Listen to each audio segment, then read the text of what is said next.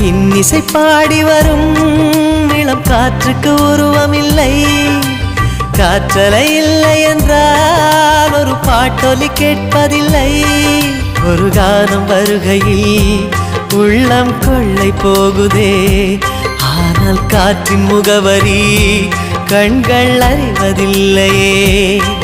இந்த வாழ்க்கையே ஒரு தேடல் தான், அதை தேடி தேடி தேடும் மனது தொலைகிறதே. இன்னிசை பாடி வரும் இளம் காற்றுக்கு உருவமில்லை.